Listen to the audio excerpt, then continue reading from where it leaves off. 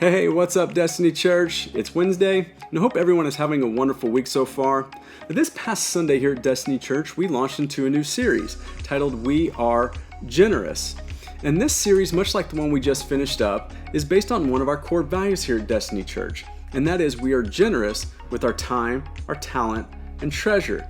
And oftentimes what happens is when we hear this core value, we immediately go to this thought of, the church just wants me to serve and they want me to give them my money. But it's much deeper than that. So as we get into this series, we're going to look at what it truly means to be generous with our time, our talent, and our treasure. And so as we launched into this series this week, we looked at the idea of being generous with our time. And ultimately, we landed on a question.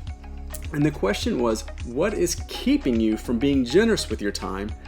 And what is consuming your energy? If you were here at Republic, we saw Pastor Chad, he showed us a graphic.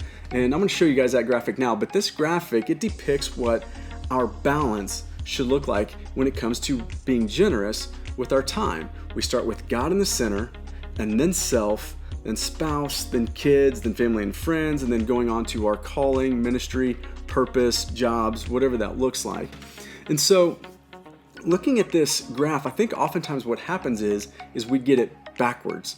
We put so much time and energy into the things that don't matter as much, things like our jobs, and we consume all of our energy and put all of our resources into that, into our jobs, into the things that aren't as important, and ultimately our kids, our spouse, ourselves, and ultimately God, they get the leftovers, and that's if we have anything left.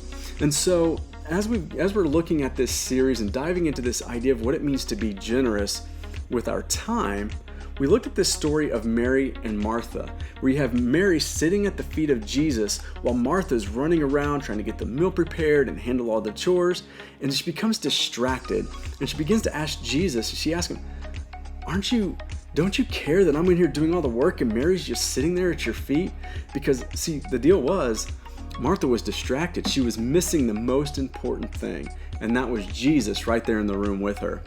And so the challenge for this is, and I want to kind of maybe give you another illustration with this, is if you were to take that graphic of the circles with God in the center, moving on from self to wife, kids, going on down that line, if you were to take that graphic and put it vertical, if you will, and imagine all of these circles are containers, starting at the top with God. As we begin to be generous with our time with God and spending time with God, as we begin to fill that pot, that container, as it fills up and it begins to overflow, then we're able to fill the self container. And as we begin to fill that, then it overflows, and then it goes to our spouse container. And at that point, we're able to come alongside with our spouse and then parent our kids. And then that overflows into our kids and then our family and friends. And it just continues on and on from there. But let's imagine for a second we get this out of order, that we have maybe our jobs or our friends, and we put the things that aren't as important and we begin to put them on top. What happens when we begin to fill that container? As it overflows, it completely misses the other containers. It runs over, and because it's such a wider circle, it doesn't fall down and filter and then fill the other containers. And so that's what happens in our lives when we begin to put all of our energy and consume all of our time with the things that don't matter. We don't even have anything left over, and we're unable to take care of the things that do matter.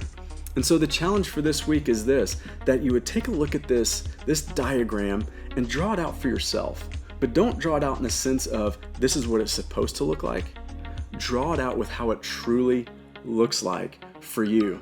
Now, this is going to require you to be a little bit honest with yourself. But again, this is our midweek faith in action. We need to put into action. If we're going to grow and be transformed into who we're called to be, then we need to be honest with ourselves and realize and allow the Holy Spirit to convict us and to show us where we are missing the target.